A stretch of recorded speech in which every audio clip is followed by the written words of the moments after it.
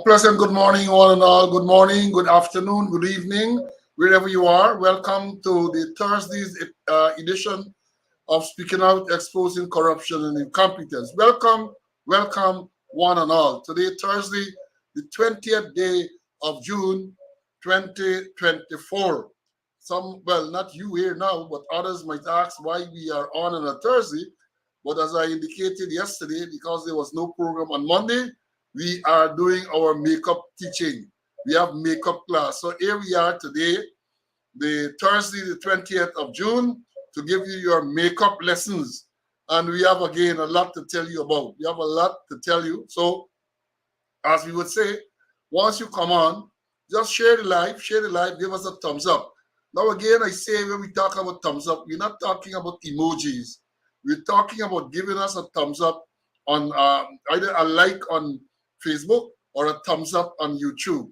And as people would comment, you get hundreds and hundreds of people on the live, and then maybe just a few dozen thumbs up. So give us our due, man. Give us our due. We are going to take the time to research and to be here to give you the information. And all we ask of you is to show your appreciation by giving us a thumbs up. So my colleague, Mr. Conway, is already in the studio. He's rearing and ready to go. And, good Thursday, a blessed Thursday. And again, we would say, as we always do, this is the day that the Lord has made. Let's rejoice and be glad in it. Let's give praise and thanks to being in the land of the living. We are in the land of the living. It's a privilege to be in this land. I'm not talking about the land of Guyana, I'm talking about the land of the living. It's a privilege to be here, and we must always give praise and thanks continually for being allowed to see a new day, to be a part of this program, and to be a part of whatever we have to do during this day and onward. So welcome, welcome. Share, and you got to share a lot, because again, some people will not know of this Thursday's edition. Those of you who were on yesterday, some might have signed off a little early. So share and let people know that we are on. Because unfortunately, many persons have not subscribed as yet to the YouTube channel. So therefore, they don't get the notification. Some people have said to me that they don't get the notice. Well, if you subscribe, you have to hit the notification button. There's a little bell at the bottom. So that is it, the bell that you have to hit to make sure that you get the notification when the program goes live. And that is for you on YouTube. For those on Facebook, you like the page, and whenever there's a publication on the page, you will get a notification that there's a publication. So for those of you who have been telling me that you don't get notification, maybe it's because you have not hit the notification button. You have to do that. So you may be able to do so now, and you're going to get the notification whenever the program is scheduled. Because this morning, about 5:30, the program was scheduled. And as I've been saying to you, when you schedule the program, I can't explain the technicalities, but you schedule the program, and then you will see persons coming into the schoolyard.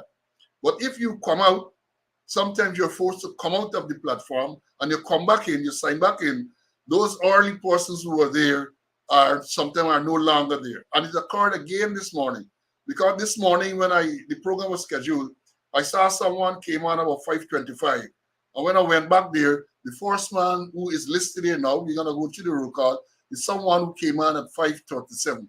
So luckily, I recall, I know who the person was, and when I do the roll call, I'm going to give him his shout out. Some people have been saying to me that, look, they are in class and the names are not called. Well, again, perhaps it has to do with some technical issues which are beyond my control. So my apologies if you are in the schoolyard and you don't hear your name. It is not anything deliberate. So please accept my apologies for that. So yes, we have a lot to tell you. And I said we're going to do the roll call. Then by now you know the format.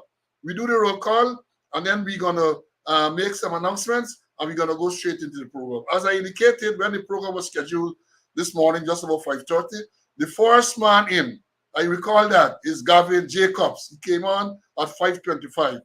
And then when I signed back in, he was no longer there. The first man here now in the comments would be Winston from California, then Morton John, Derek, Tratty, you're here this morning. I understand that you might have been one of the victims of who was struck out yesterday.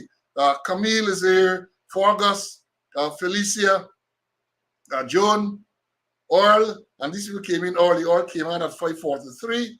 Then you have Who Me came on at 5:44, and the man from the East Bank, Craig, and the East Bank with Vibert. And this is Vibert White, because there are many Viberts on the program. And Tessa from Florida was next. Clarence, Barbara came in at what, 5:54. And this Clarence I referred to earlier is Clarence Jordan, because there are other Clarences as well. Jean is here. Lucius came in next. Allison, Wenda came in. Wenda is from Texas. Welcome, Wenda, from Texas. Then we have Denise from Florida. Sean from Schenectady, New York. He just came in at 5:57. Then we have the Sauls, Brian and Courtney. I know Brian is from Brooklyn and Courtney is from New Jersey. They are in the schoolyard. Allison came. Then it was Dexter. Then the next Vibert, this is Vibert Lawson. Old Police 9066 was his regulation number. Patricia from New Jersey is here. Kevin, welcome Kevin, retired Assistant Commissioner of Police. Then we have my squad mate Carlton and the man from Peters Hall and the East Bank, Anthony Bradshaw. I called the wrong number the other day and he corrected me. It was 11033. He said was his number. Raul is here.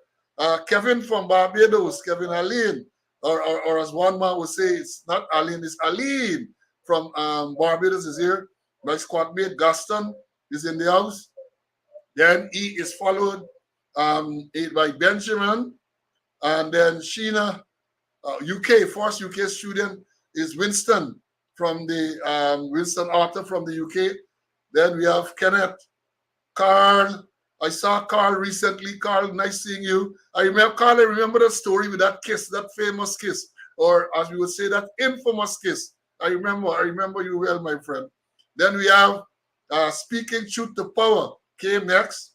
After Speaking Truth, it was Magnell, the first Barrow, then Troy, then a man from the Hills, and he's not alone these days. The next man from the Hills is in the program as well, on the live. Isabella is here, a regular.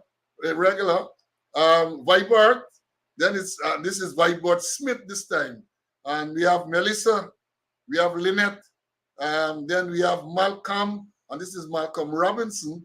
Then the one and only BX. BX, you were absent from class yesterday, and he said that he is watching from Annandale on the east coast of Demerara. Then we have Glendis, Princess Earl from Lamar Springs, 6123 was our number. Then we have Philippia, Akko, George, Anthony, and then the man from Crane, Ulrich. Ulrich, I know you're trying to get over the licks you took last night. I guess most of the fans are as well. Everett is here. I know Everett is from Texas. I know he was holidaying recently. I don't know if he's back in Texas. Orin came next. Then we have Maureen. After Maureen, it was Kay. Then we have Henrik.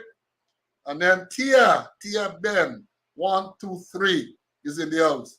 Peter Noons came. Then we have Patricia next. And Patricia's from Brooklyn. Sean Maxwell, he is here, came in at 7:56. He was followed by the next Vibert, John. I think this is the third Vibert we have. Then there's Shorwing. Then Queenie from Brooklyn. And then Derek, Gary, Monica, Wayne. Wayne is from the UK. Wayne is here. Good evening to you, Wayne. Then George. George was first yesterday. He came down the line today. Then it was Rhonda. This is Rhonda Chance. Danny is here, followed by Doreen, my squad mate from Canada. Welcome, Doreen. Then we have Ezzy. And then we have the recent birthday boy, Jacko from Georgia. And it was then from Canada, 9795, Terrence Young. And then we have another Barlow, Moses Barlow. He was followed by Eric, 8218, Eric from New Jersey. Wayne came next. John out of Brooklyn came in. Then it was Tamo Brennan from Brooklyn. Grantley, this is another Saul. And then from Melanie Damashana, Francis Keith is here. He was followed shortly by, they came the same time, Duan, then David. This is another David Austin. And out of the UK, we have Sharon is in the house. And from California, TK, Terrence King 9135. He was followed by Ruth, followed by Pauline. And Pauline is from, I'm not sure where Pauline is from. And then it was Kurt, then Clarence, then Sandra, who said that she can't wait. And then Giovanni, I think it is, and followed by Patricia, and this is Patricia Atterley. Then it was Clay, Karen. Then from West Dem, Pamela, followed by Winston, and this is Winston Thomas. He says he's in the schoolyard. Winston was followed by Vernon, then Ruth, then Anne, then Charlie. Charlie, good to see you on the live, man. Leroy Charles from Brooklyn. He says an old ex-finance officer rank, finance office rank. I think 10918, if my memory serves me correct. And then we have Junior Old TSU man 12538. I remember that. Then it was Lyndon and Schwartzy. Schwartzy, you were absent from class a few weeks. Watch it.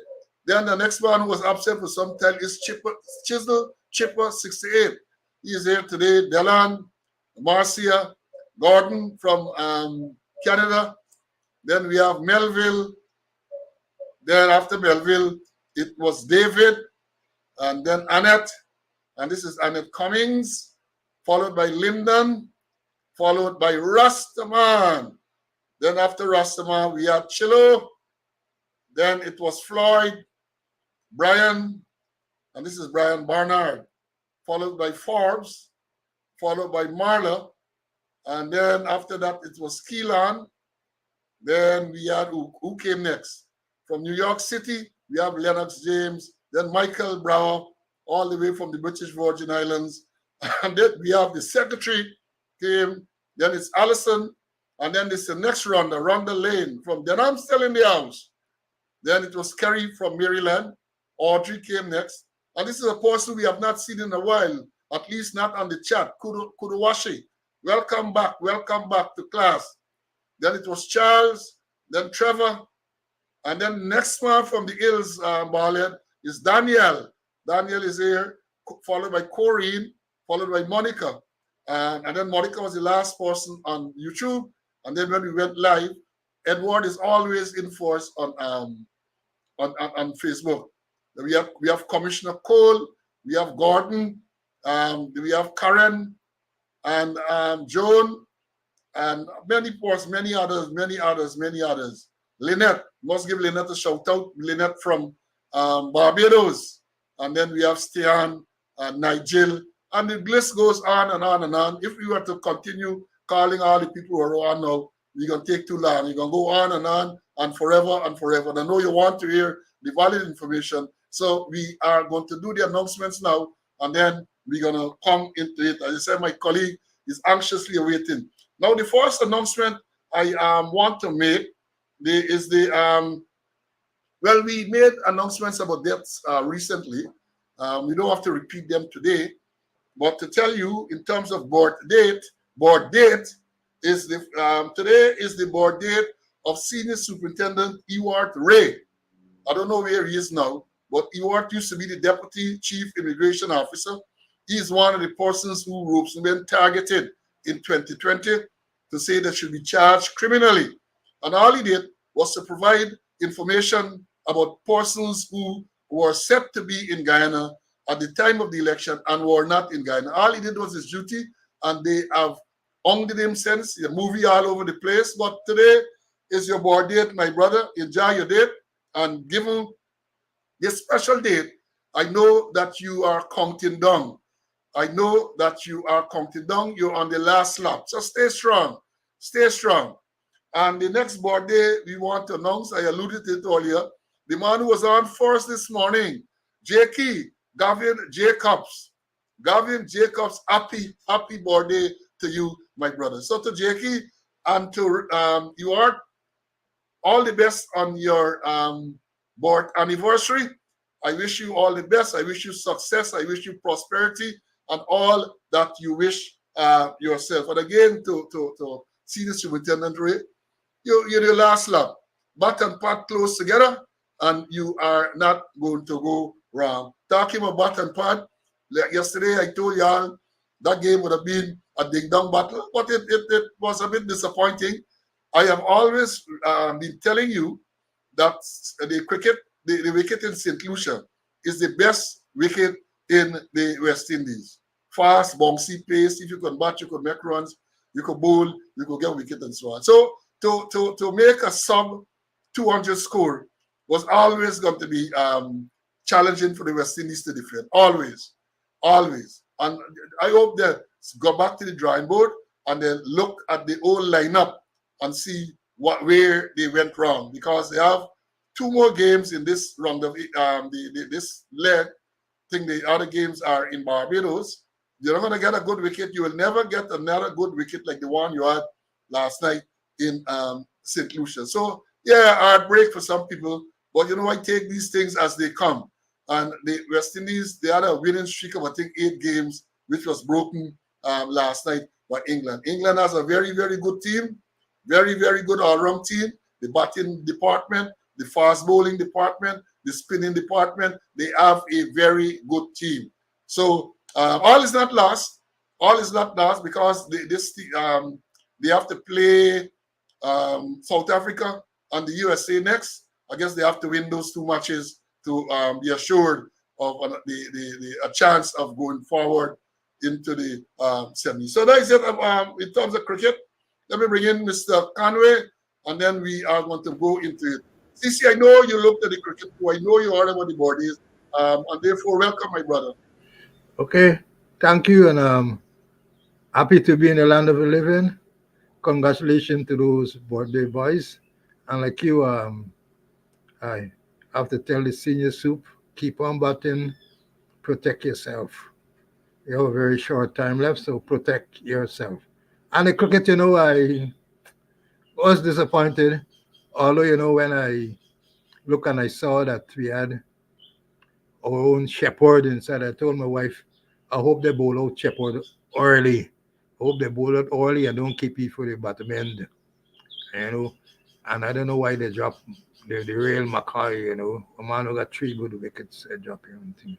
And then we were short about 20 runs. As you mentioned, it's a 200 runs pitch. But all is not lost. And I'm sure Ulrich and them will be celebrated when we win the next 2 matches. Yeah, I agree. And some comments have been made, which I totally agree with. You can't win a game against a top side like England, a side like Australia and India, when you have 50 odd dot balls in a game. You have to know how to rotate the strike. In many cases, all they're doing is either going for a 4 or a 6, and they are not rotating the strike. In T20 cricket, is when you get a good ball, you have to try to get at least a single and rotate the strike.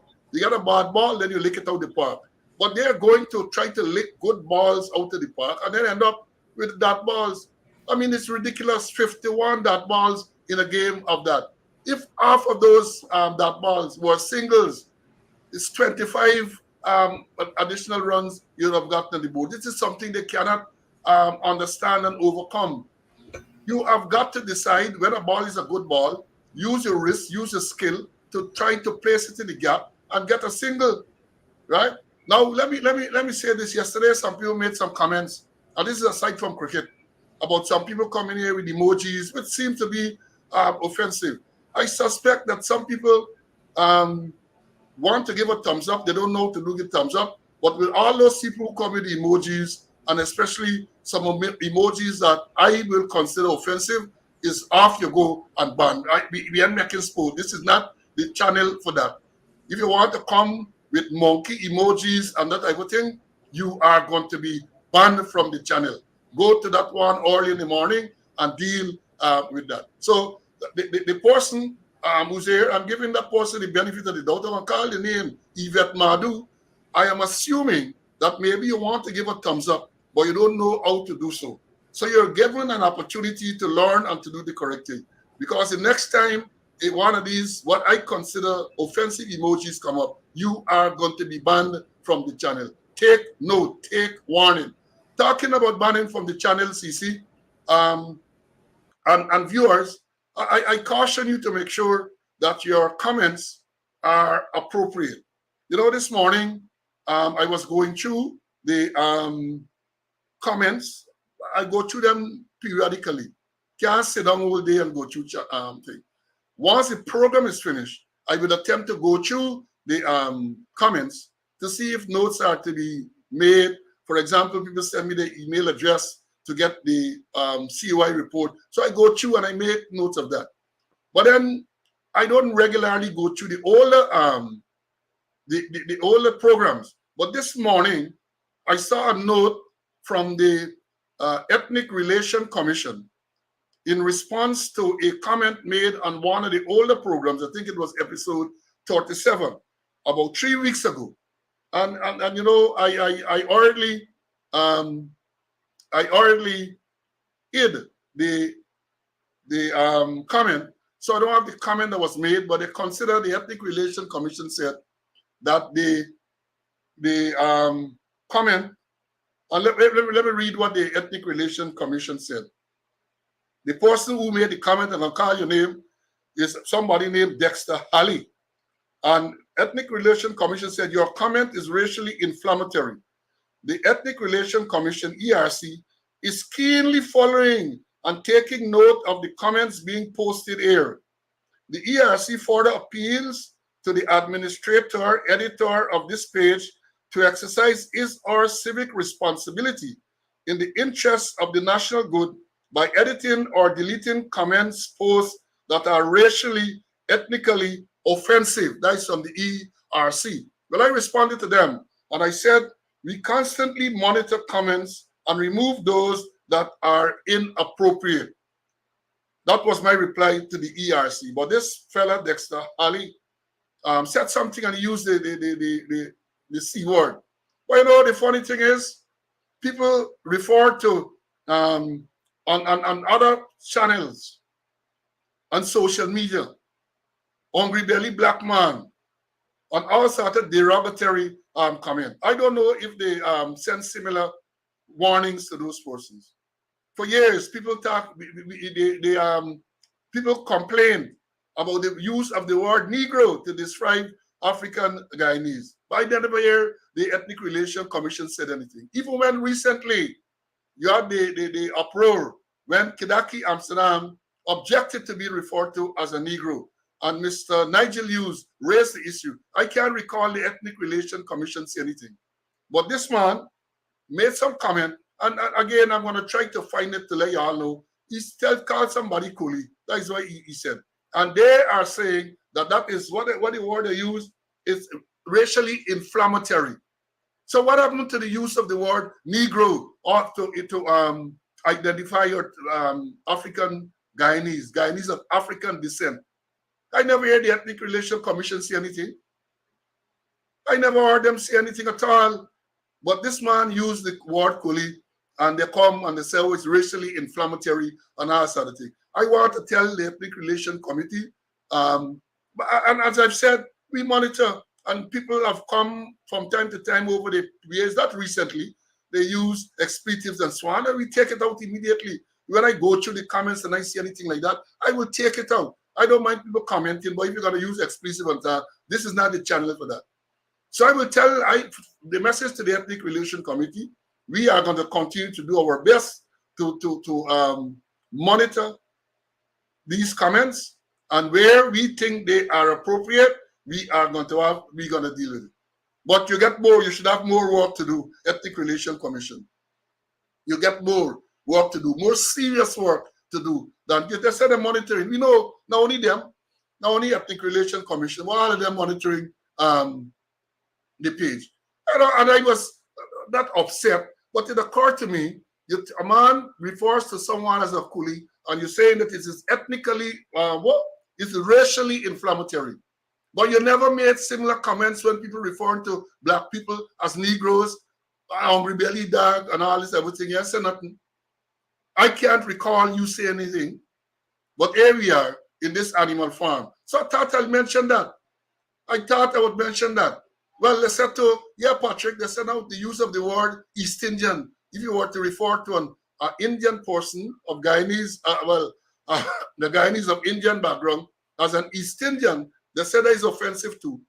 They said that is offensive too. I think y'all get better work. You should find better things to do with your time. Let me bring in CC and then we're gonna move on. I'm in total agreement with you, and our intention is to keep this program clean. We don't want to hear any racial slurs or racial words being used, but we will keep it clean. And as you mentioned, those who come forward, we'll deal with them accordingly. Yeah, and I see Yvette, the person with the emoji saying that you don't have a thumbs up here, and if the emojis are offensive to you, she will desist. I appreciate that, my sister. It's not that it. Some people have commented it. Yvette, some people commented, and I just thought I'll mention it, and that is why I say I suspect that it is being done inadvertently, and we appreciate you responding, and you can continue to be on the platform and to make your comments and so on. So thanks for responding promptly. Now let me move on, CC. I gotta move on. The next issue that I want to deal with. What is it? No, there's a very disturbing matter here that I want to bring to your attention. Very, very disturbing. And this is an incident that occurred over the weekend. I will read the article. It's not that very long, and then we're going to talk about it. And the headline is: a Montrepose girl 6 hospitalized with suspect gunshot wound to her head. And the article goes that 6-year-old girl of Montrepose, East Coast Demerara, has been hospitalized in critical condition, and yet allegedly with a gunshot wound to her head. The police said in a press release that they are investigating what caused the 6-year-old to be injured sometime between 22:30 hours on Saturday and 5:30 hours yesterday. That was Sunday. According to the police press release, a team from CID headquarters visited the child's home at Montrepose, where she lives with her parents and sister, yesterday morning and examined the scene. The bedroom of a flat unpainted wooden house. That is the scene. Detective observed a suspected gunshot entry in the zinc, which appeared to have projected inwards in the vicinity of the child's bed. The release said reddish stains suspected to be blood were on the bed. It added, but no spent shell was seen in or around the house. Investigations revealed the child mother put her to bed around 22:30 hours on Saturday, and about 5:30 hours yesterday, which is Sunday, the mother told the police she woke up, went to use the washroom, and heard her 6-year-old groaning. When she checked, she told the police she discovered the child's head and clothing drenched in what she suspected to be blood. The woman told the police that she immediately alerted her husband, then rushed the child to the Georgetown Public Hospital, where she was examined by a doctor on duty. A CT scan was done and surgery was performed. The 6-year-old was then admitted to the intensive care unit, where her condition is listed as critical, the release said. It goes on to say the police said that the hands of the child's father and mother were swabbed for gunshot residue, and several people were questioned, but no one gave any relevant information and claimed they did not, well, this is what I say, The police said they did not order. They said they did not order. Me English teacher didn't tell me that. Should be they did not air any gunshot. But this is what they write in. However, a neighbor told Stabrook News yesterday afternoon that according to what was rumored, there had been a shooting incident early yesterday morning at a wedding house, a few streets away from the child's home. This could have resulted in a stray bullet hitting her in the head. This thing is so sad. 6-year-old put to bed at 10:30 the night by her mother, and then in the morning now, some stray bullet gone. And I know again the police corporate communication unit, that propaganda unit, that useless unit with Mark Ramatar as the head. Now hear what they're saying. Yesterday morning, when the police visit and they're describing the house, the scene, a bedroom of a flat unpainted wooden house. What is the relevance of this unpainted wooden house? What is the relevance? You're giving a release. Why do you have to say it was an unpainted wooden house? That is the unprofessionalism of this unit. And I will continue to call them out. I will continue to call them out. It bears no relevance. Give the facts. It's a wooden house, yes. Maybe it is look flat and all this stuff with the yes. But then they self-claim in the same release that they add the zinc, and it seems that the bullet, according to them, something entered from outside. They said it's zinc. But they swapped the parents' hand for gunshot residue. They swapped the parents' hand. So the parents, they suspect, might have gone outside and fired this wrong, and then thing. They searched to see if the parents had a firearm. They didn't say that. They did not say that. But these people are so unprofessional. And then, as the people say, we're the nose. And let me say something. The ERC might want to cite me, but we know these reading houses can descend into chaos and disorder. There have been so many murders and all of that thing following wedding houses, because that is the culture. People go to these wedding houses. Malcolm Harry Paul comments on it from time to time. They drink up the liquor, they get into fight, and they're shooting. In this case, it would appear, according to the report, somebody may have fired some round at the wedding house and gone and hit a 6-year-old lying on bed. This thing is so artful. This thing is so artful. And my prayers, my thoughts and my prayers are with that child and our parents, because you can imagine what they are going through.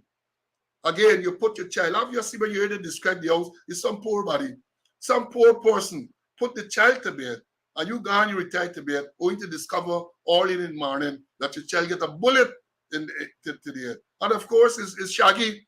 It's nobody, it's not me. Nobody know what's going on.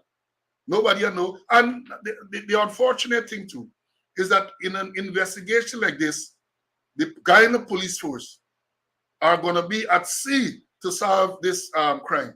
They are going to be at sea to solve this because they don't have the forensic and other technology.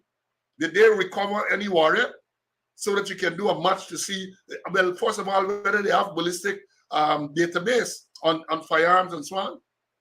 But again, I say it is very, very sad when you listen to this story. When I read it, it brought tears to my eyes as a father and as a concerned citizen, that somebody, it would appear, drinking up the liquor nearby and fire some round. Fire around. And clearly, from the reporting, they might not have fired it straight up in the air. But remember too, that once you fire it up in the air, you got to come down, you know. What goes up must come down. And if you know something about bullets and so on, and physics, it's coming down at a fantastic speed. People don't realize that. Because once the bullet goes up and it reaches what we call culminative point, and it starts to come down, it gathers speed as it's come down, you know. It goes up, it loses its velocity, but then gravity brings it down at a terrific rate, and it can also cause damage and injuries. That is part of your lessons for today. But CC, you know, as a grandparent you are, and I know that you must be pained when you saw this story. What are your comments, my brother? Very, very, very, very, very sad, you know, sad and I. But then the information isn't really clear, you know. They talk about a wooden house and then they're telling me about zinc. I don't know whether the zinc was the roof or the side of the house. And then the whole thing is that they, from 10:30 the night until 5 something in the morning, that the child could have died. Nobody didn't recognize anything. Nobody, you know. Well, I said I hear no gunshot, you know. And then you mentioned about forensic. They got, and I'm repeating often, they got a Russian trained forensic officer who I think got a master's degree in that field. And where she didn't train in school. She didn't lock away in an office in training school doing what I don't know. There's where she's supposed to be. And what made the forensic science unit or that they have it at the university, the building, is it operating? You know, those things that you need to have proper forensic investigation, and you gotta, if you're gonna fight crime, forensic science has got to come into play. I did forensic science with the FBI, but I can't say that I am an expert in it.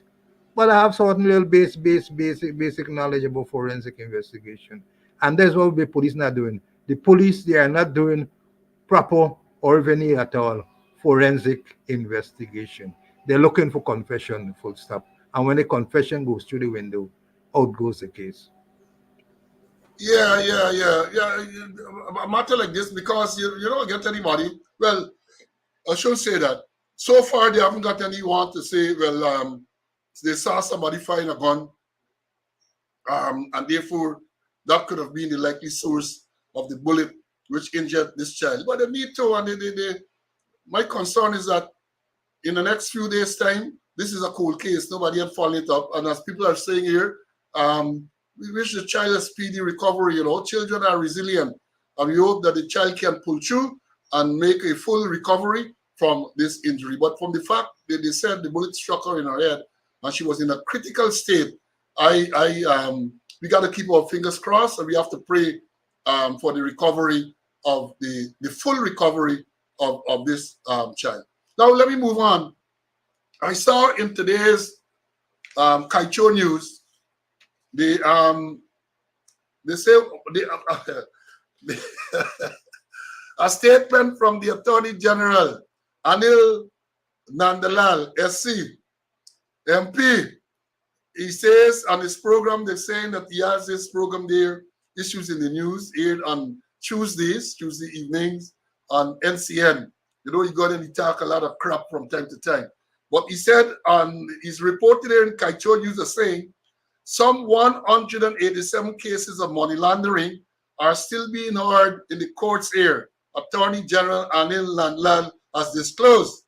And let me read a part. He said, the AG said, and this is what the reporter was saying, persons do not know, and perhaps we should be making these more public. But we have a total of 187 cases pending in the criminal justice system in relation to money laundering type offenses. Listen to this. In relation to money laundering type offenses. Now I have to explain to the plenary that we do not control the speed at which these cases are heard and determined. But you can't fault us for not fighting the cases and be in a state of readiness to prosecute.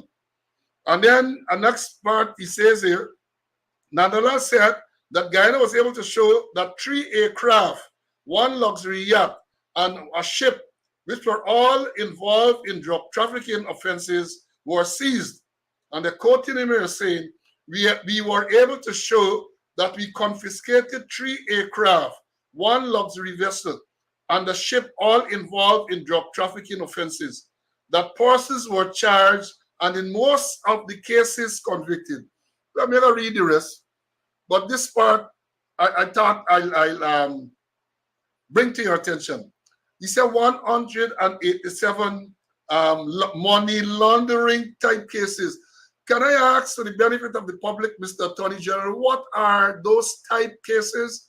Money laundering is as I understanding, is a charge, is a crime in itself. But if you say money laundering type cases, what are the other types you are referring to? What? You should tell the public. But they come with this type of gaslighting thing and this wishy-washy thing, money laundering type of offenses. And then you say you have to explain to plenary. That's why he went not so long ago and said that they gave the Guyana a clean bill of health. Well, the clean bill of health that was given to Guyana by the Caribbean Financial Action Task Force was before the U.S. sanctions. So wonder how that or the sanctions would affect this report, this clean bill of health that Guyana was given. And then he goes on to say, I tell you all over and over, we did statement analysis. So it's not just reading the statement, but analyzing what was said. And then he says here, nonetheless, said that Guyana was able to show that 3 aircraft, 1 luxury yacht, and a ship which were all involved in drug trafficking offenses were seized.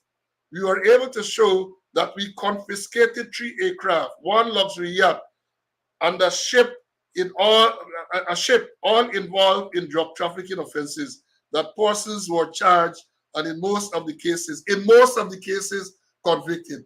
Now, when I see the word yacht, I always remember a certain meeting I attended.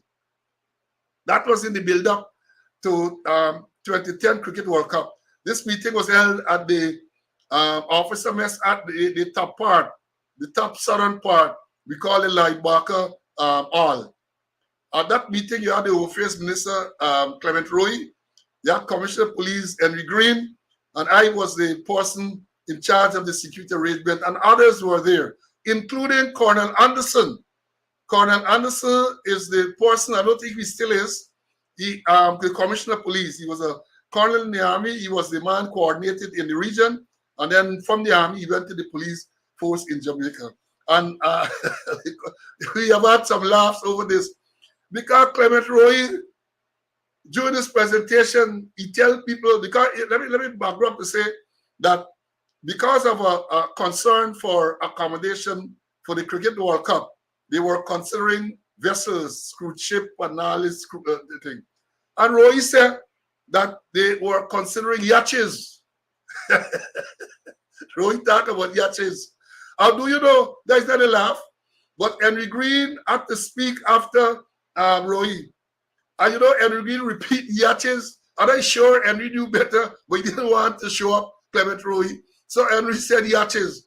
And Anderson looked. I remember we met in Jamaica sometime after. I went there to shoot.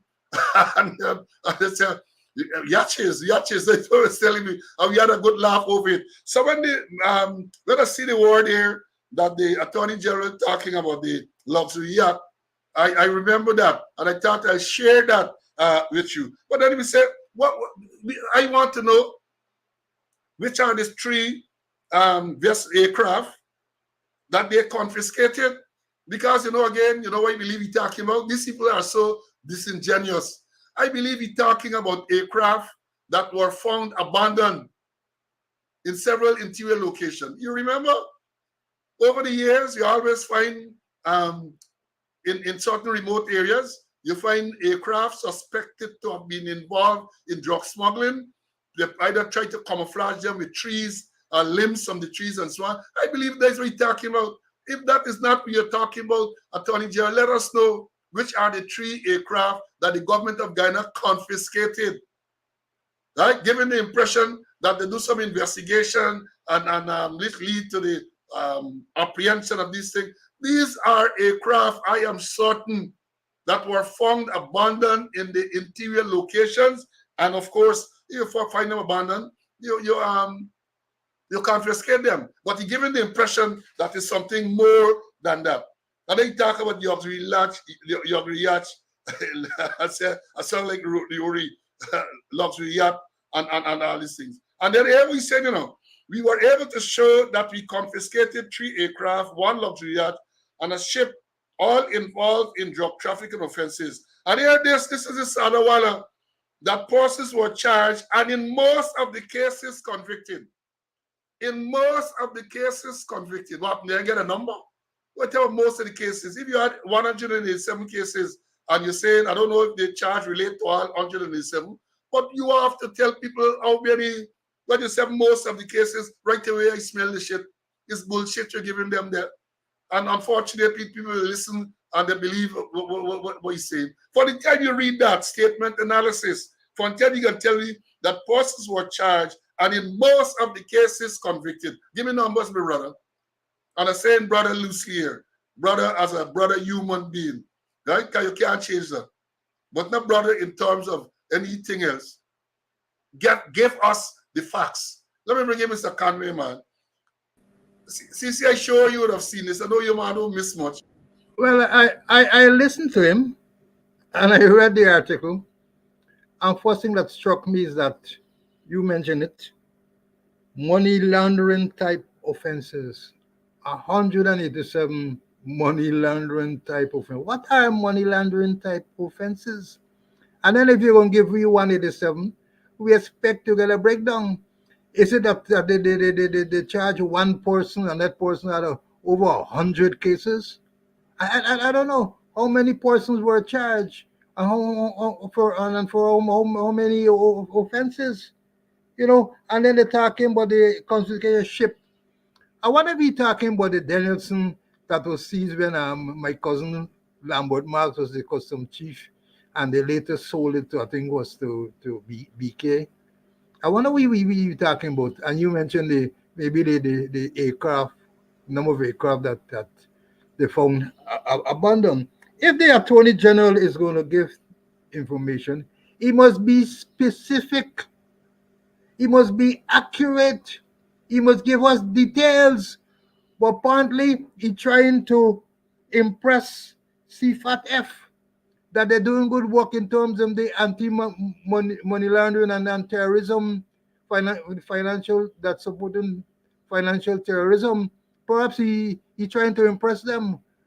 Remember, he said that they got a clean bill of health. That was before the fact. But tell us about after the fact. Since the United States put sanction on certain people, tell us about that. So all he doing is a bluffing. And as I remember, people say, but bluffing is a two-sided thing. It's either you succeed gloriously or you fail miserably. And the Attorney General has failed miserably in his attempt to hoodwink us, in his attempt to throw dust in our eyes. He must be specific. He must give us details, great details in terms of what really took place. Don't try to impress people.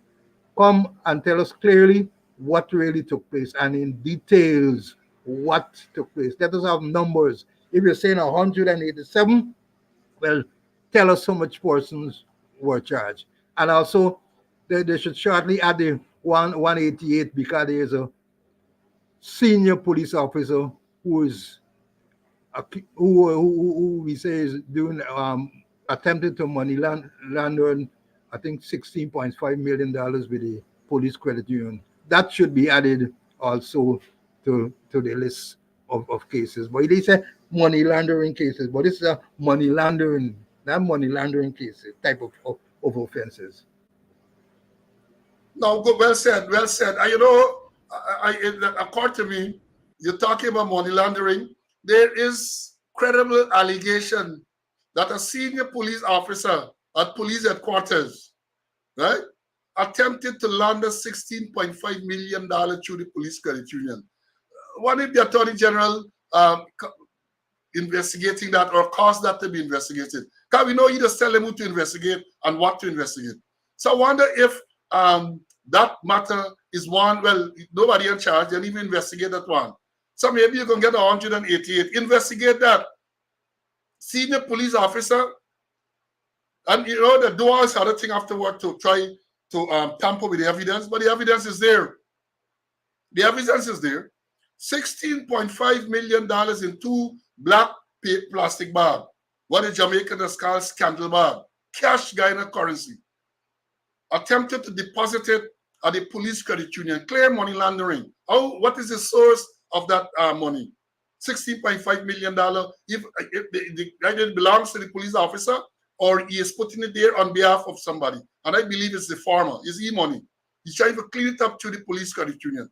Because he knows that if he attempts to deposit $16.5 million in any commercial bank in Guyana, questions are going to be asked about the source of income, and he can't give a credible answer to that. So he used the rank to bully the people at the credit union. Luckily, the people were onto it, and they did not, well, they took it for us and they returned it. They returned the money. And that vindictive man, what he did, move all of those persons, he transferred them. Is the persecuting those persons. I understand, incidentally, that the police credit union now get a new manager, some civilian is the manager there. Those are things that nonetheless, and those who should investigate, is corruption. It is corruption. Where would a police officer get $16.5 million to deposit one time? I'm talking about that. Some people told me, let me show you all this picture. Let me show you all this. This picture, there are two. Let me show you both first, and then I can tell you all. Look, this lot, you see, this vacant lot is located at Albert and Forshaw Street. Well, it's Forshaw and 5th Street. Because if you know Georgetown, Albert Street runs from north to south. Forshaw Street and 5th Street, Albertown, they run east to west. So if you're proceeding west along Forshaw, once you cross over Albert Street. That is 5th Street, Alberton. I believe it's the one way going east. I'm not sure. But my information is a police officer. For the information is that there was a popular bar there named Frenzies. And then there were some Brazilian used to be at the road corner opposite. This is by where the funeral parlor used to be. The older folks who remember Bastiani funeral parlor. Frenzy, yes, Frenzy bar. I understand, as you would have seen, the building there was recently demolished. It was acquired by a senior police officer. Listen to this. This property was acquired by a senior police officer who demolished the building, I think with the intention of erecting something there. Again, the question is asked, where would a senior police officer get money to buy property in Alberton, right at the corner of Albert Street, 5th Street, 4th Street here? Where? Is it more money laundering? More money laundering taking place? And they're not going to investigate because of who is the person involved? Because of who is the person involved. They're not investigating. There is no integrity testing for these officers, so they can be building mansions all around the place. Mansions, plural. Mansions. They can be driving Land Cruisers. And not Prado like me vehicles. The big Land Cruisers, they can be driving those vehicles. And as even say prime land, where would a police officer acquire the resources to acquire land like that? Only recently too we knew from Barrett Jagdeo that they had to block them senior police officers. In that case, it was the commissioner acting, the extended squatter, and Calvin Brutus, assistant commissioner, demanded admin, land, sandpit, Pondelinan, Highway. These people are not interested in managing the force and policing. They are interested in being businessmen around the place. It's an hustle. They also to catch into and all of going on. Yes, sandpit and all of that, Dexter. That is what is going on. But senior police officer acquire prime property in Georgetown. Obviously, some business or so intends to put up there. And that is what is going on. Now, when a little consular making a little hustle, selling something is against the regulation. Because it is against the regulation for policemen and women to be involved in business. It is still there. I mean, you're going to say it's archaic and it is not more also I think going to say, but that is the regulation still. It has not been changed. But as we have said, we're talking about different folks, different strokes. It's Animal Farm. Let me bring in Mr. Conway before we move on. CC, prime property, prime real estate, police officer from police headquarters. We understand that he acquired. When are they going to investigate that? Well, Animal Farm I play, but I heard about it, and I think it's really like public knowledge, that it is owned by the police officer, persons who have been involved in money laundering, and that they're trying for doctor things, even the one where they they did $16.5 million. I have a copy of the receipt, and I have copy of receipts elsewhere. The copy of the receipt for the transaction elsewhere, apart from what I have in my hand, So we ain't saying it's allegation of money laundering. We saying it is money laundering. And here it is, same person, gone to Alberton, prime property, and bought it over, pull down the building that was in good order, and perhaps I don't know what we're going on there. I don't know what will happen there. But then no investigation will be done, Paul. None whatsoever. I see one of the students says here, Patrick, the VP said, I guess he referred to Jagdeo, that he has no problem with ranks moonlighting. So what's the fuss? Right, it's not moonlighting. Moonlighting is where you get a little side hustle, a legal side hustle. That's why it's moonlighting. But this seems to be the people primary business. So the policing is the moonlighting. The police work is the moonlighting because it's a secondary job. Because when officers at the high level of the person who sits in the chair of the commissioner of police, the man who sits in the admin chair, who is actually de facto second in command, They're into business. They're applying for land for work sandpit. That can be a side hustle. Sandpit hustle is a big hustle. So they're going now to compete with the people in that industry. And when a man at a prime property, let me show you back again. When a person acquires a property like this, he ain't putting no little indoor, well, whatever he puts there is commercial. Whether it's a bar, whether it's a hotel, whatever he does is in a commercial, right?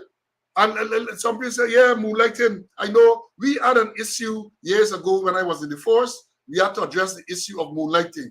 And we said there's nothing wrong with persons in the force.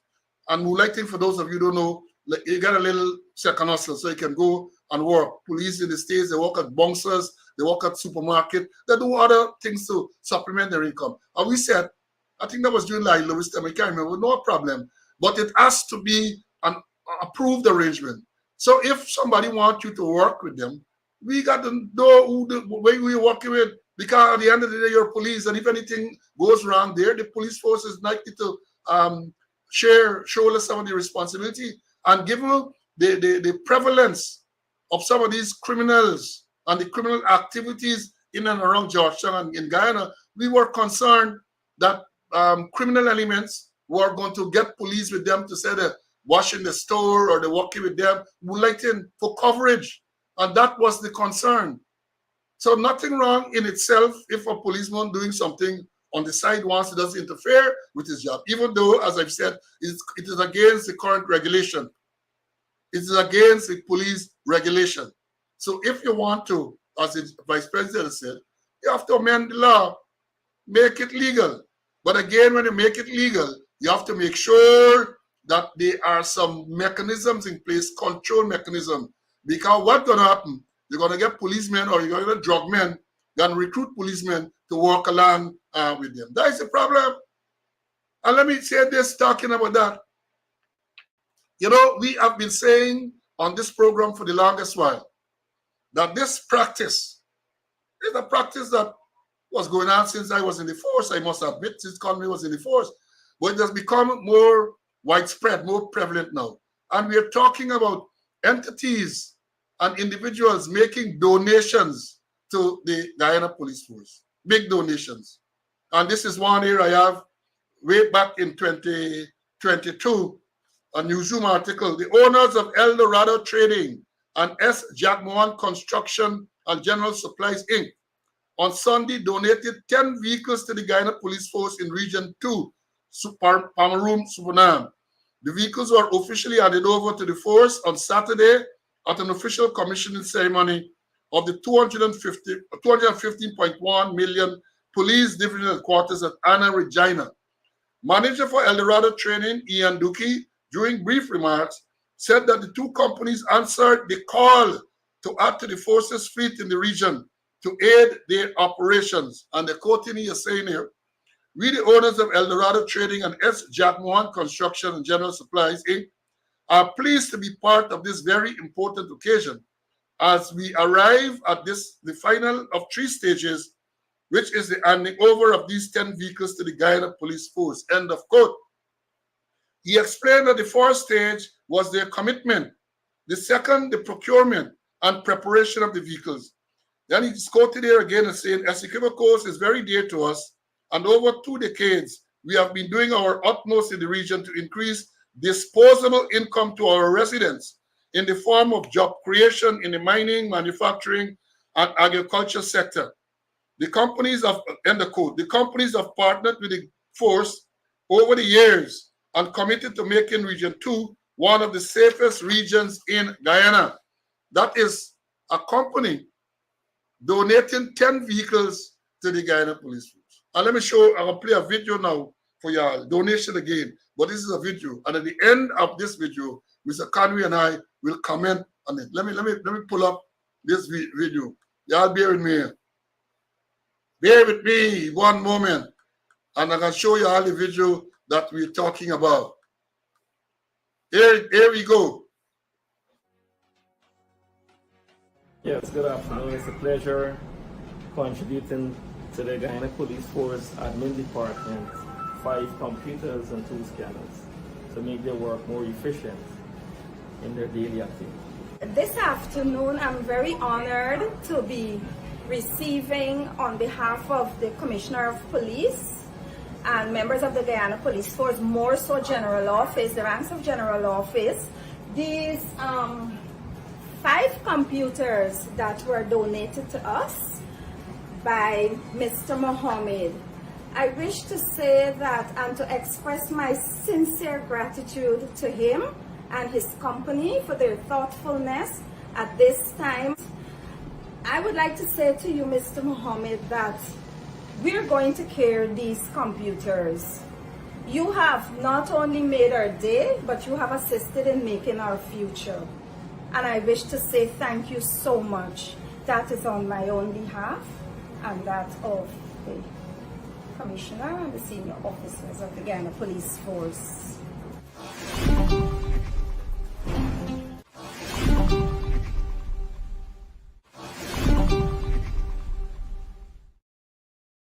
Donations to the Guyana Police Force.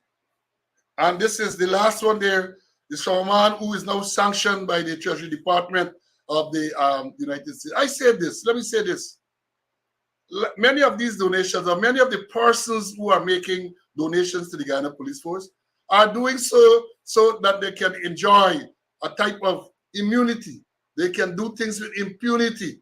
And that is what they're doing. Many of them are not doing it through any feeling of altruism or really wanting to support the police and the community. They're looking after their own interests, because when you donate 10 vehicles to the police force, you are virtually untouchable. That is a culture. As you came, of course, with this unprofessional, incompetent commander there, you get 10 vehicles. You think anybody can make any complaint against those forces? No. We're not going to be able to make any complaints. The same thing with these computers and other donations to the Guyana Police Force. They do these things because they buy out the force. And therefore, if any report is made against them, they're going to hear nothing is going to happen. Let me bring in Mr. Conway, because I'm sure he wants to say something like this on this before we move on. CC donations, my brother, 10 vehicles, 5 computers, and you're aware of other donations, I'm sure. Yeah, let me just backtrack a bit before I get involved in that, and go back to the sandpits. And there is a preponderance of evidence that at those sandpits, that policemen working there, that police vehicle dropping them there, picking them up, bringing them back. They had the mess providing meals for those persons who were working there. They had a lot of recruits who were working there. I know it continuing, but they were utilizing the human resources of the Guyana Police Force to do their own business there. But let's go back to this donation. In this oil-rich country, they say the fastest growing economy in the world, and we are accepting the police, accepting donation, accepting this. Let's go to Essequibo. Remember when they unsuccessfully they extended squatter and the crime chief unsuccessfully attempted to debunk the allegations made by Sergeant Boston in relation to the paper shots murder, where he's saying that they paid Caesar, this is what he's saying, I don't know if it's true, $30 million to look after the case, right? And they accuse Bascom of living in a house rent-free, which is owned by the same people who donated those 10 vehicles. So imagine Boston was unethical, he was corrupt, he was all kind of thing because he accepted, they say, free living quarters. But lo and behold, the police publicly collected 10 vehicles, and then in a little small division like that, a little tiny division like that, what the hell they doing with 10 vehicles? 10 vehicles they collected from the same people that had that they say Boston living rent-free in one of his building, and they hammering for that, but they accepted 10 vehicles. Now, fast track, police headquarters, Deputy Superintendent Moore, on behalf of the Commissioner of Police, we saw them there accepting 5 computers and printers from persons who we heard a couple of weeks, a week ago, was sanctioned by the United States government for money laundering, gold smuggling. You know, why is it that the police must accept donation? The government has got to give the police the necessary funds. And then I don't even know if they had checked those computers. Perhaps the person that they had bugged those computers. You know, you just don't know. And there's nothing like a free lunch. There's nothing like free 5 computers and printers. Nothing like that. And the thing is that when those at the top taken, you get a trickle-down effect. Those at the bottom, in the middle, and the bottom is going to take. And the thing is, when the freebies are no longer available, the ranks would start demand by menace. I repeat, when the freebies are no longer available, the ranks will demand by menace. I'm not talking about ranks, I'm talking from when I say ranks, attack from top to bottom. And then is when they quickly slide down the slippery slope of corruption. So I believe that they should pass some way. Don't collect nothing from anybody. Don't accept no donation.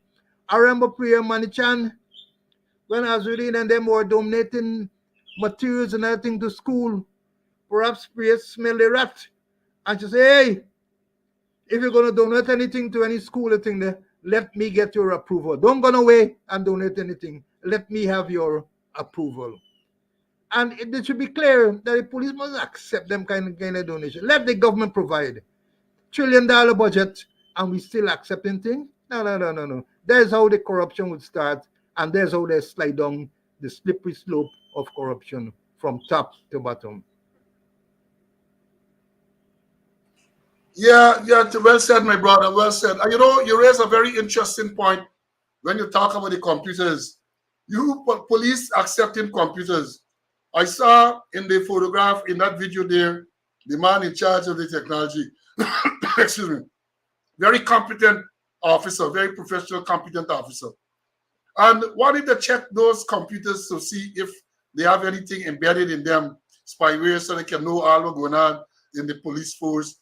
Wonder if they check those things. You're going to be accepting computers from a private citizen. And note, based on the sanction from the U.S. Treasury Department, at the time when these computers were donated, this man was under investigation. He and his company was under investigation by the U.S. For criminal activities. He was under investigation at that time for criminal activities, and the police accepting donation from him. I'm talking about that. You know, in the court, look, these people don't understand what they pay with. Talk about this sanction thing. And remember, I played for you the recording or the tape yesterday, the press conference with the U.S. ambassador. And she said that there was a preponderance of evidence, and they don't take these actions lightly. And I remember not so long ago, a vehicle that was purchased by the same younger Mohammed was held up in Miami for months. I think he had to go to Kotal to get some fancy vehicle, man. The vehicle so fancy, I can't even remember the name. But it's one of them fancy vehicles held up in Miami. And then it was eventually sent. When I see it, I laugh.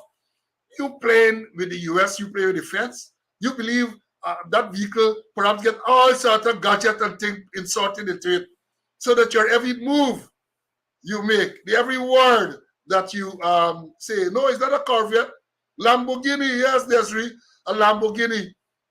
The feds held on to your vehicle for months, for a lengthy period. I'm not sure what is the period. And then they give you this vehicle back. And you accept it and you feel nice that you get one over the fence. You can get one over the fence. You can get one over the fence. For all you know, what's the other thing in the vehicle. So everything you say, everything you do is being recorded and transmitted to them. So when the U.S. ambassador said that they have a preponderance of evidence, we in Ghana just say you get overwhelming evidence, open and shut case. Open and shut case. So the dancing and the dancing. But then we talk about sanctions, come back to the sanctions. Because up to now, today is the 20th day of June 2024. It was last week, Tuesday, that the Treasury Department issued this release about the sanctions of the Mohammed's PS made Toussaint Thomas and the companies associated with the Mohammeds. It was last week, Tuesday, today is Thursday. So 1 week gone. Not a word from the president. Not a word from the president. Not a word from Lion Mark Phillips. Even though we know whatever he say, it can be a lie. The prime minister I'm referring to, who lied on the affidavit. So he can sue me if he want. I get the evidence. He swore to an affidavit in which he lied. He told a lie. And they said it's forgery. Right? So you ain't nothing for me. Robeson Ben. Well, again, with Robeson, you can tell them, what you can tell them? Put this hose and this hose to the fire. Put, if you get an illegal fire, put it in a bag and throw it over the fence. What you can tell them? He doesn't see anything that makes sense. Right? Not a word from me. Jerry Govaya, the National Security Advisor, not a word from any one of them. And he's not only National Security Advisor, if I recall, he has association with the Private Sector Commission, Jarchong Chamber of Commerce and Industry, all them things, the man like Pat Salty, they and everything. But not a word, not a word, not a word from them. And many others, not a word from any minister of government on this issue.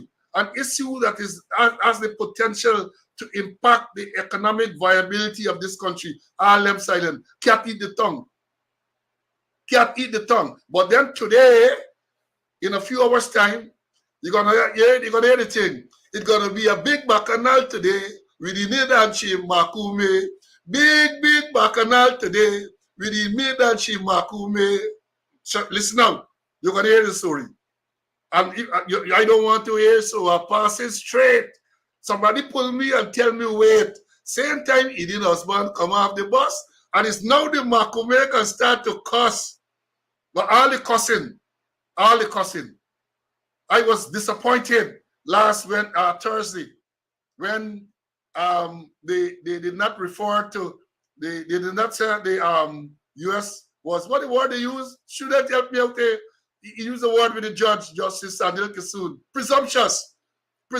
He didn't say that the US authorities were presumptuous to impose sanction on the Mohammeds, people who are close to the PPP, the government in power, a permanent secretary, close to the PPP. No, they aren't presumptuous. As people have said, monkey know which limb to jump on. And the man asked the other day, for the thing, man said, you ever see monkey jump on our tree? Man said, you ever see monkey jump on our tree? For you don't know, it's Arawa and Kuru are two, I know there are fruits from the palm genre. So the trees are full with plimpla. What is the correct word? Plimpla. Things to bore you, needles, and so on. But monkey don't jump on that. Monkey don't jump on that. So even though he has passed the judge, the local judge, Justice Kisoon, to say, oh, Justice Kisoon was presumptuous in his ruling in the teachers' union affair. You call them spikes, you call them thorns, you call them all sorts of things. Thank you very much, students. Yeah, they call them all kind of things. Monkey now jump on them. So despite the fact you could cuss out, and when I say cuss doesn't necessarily mean expletives, you can abuse out the judge. You dare not say similar words about the U.S. authorities. As I said yesterday, a man said, Tom drunk, but Tom and stupid.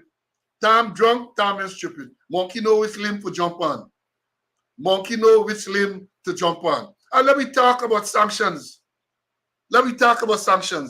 You know, I love research, you know, but now you have come to recognize that. I know I did my research, and it was March of 2022. March of 2022. This is a statement attributed to Assistant Commissioner. He wasn't Assistant Commissioner then, but they put Assistant Commissioner. They said, he said cops in need of better quality training. Assistant Police Commissioner said so. Cops in need of better quality training. And here what is reported to have said. To improve the quality of training provided by the various police colleges across Guyana, the Guyana Police Force has partnered with the University of Guyana to launch a course that will equip them with better instructional training skills. This was something that was launched at the UG. And the part that caught my attention is when he said, let me quote him, because he sued me once. He might want to sue me again. He said, what we have found, and it's been quoted, this is a quotation from the newspaper. What we have found, based on our analysis, is that the training that we have produced to our recruits and our staff is not sufficient information for them to fully understand the duties and responsibilities as police in Guyana. And hear this part, listen carefully, take out your pen and paper. The use of force seems to be one of the areas that we are lagging behind. And in that regard, many of our locations and even some individual members are now currently blacklisted by the U.S. State Department. Let me read about. This is a statement attributed to who is now Assistant Commissioner Calvin Brutus. He is saying, this is in March 2022. He said, the use of force seems to be one of the areas that we are lagging behind. And in that regard, many of our locations and even individual members are now currently blacklisted by the U.S. State Department. Training is one of the areas. Training is one area that will assist us to get beyond the blacklisting so that we can benefit in closer collaboration with the U.S. Embassy. You got to unpack that. You all got to unpack that. In March of 2022, Brutus told the nation that departments, or you call it locations, and some individual members were currently blacklisted. Is that a euphemism for the passport takeaway, or they too were sanctioned at some lesser level? I raised this issue before, and I had urged the media to follow up and to find out what type of blacklisting he was talking about. Because when you talk about locations being blacklisted, what we have locations? We have divisions and departments. And when you have the individuals, who were the individuals? Are they still blacklisted? And as I said, yes, is blacklisting another word for being sanctioned? And let me say, sanction is not necessarily my interpretation, what they impose on the Mohammed. That might be one of the extreme form. But you can be sanctioned by having your visa revoked.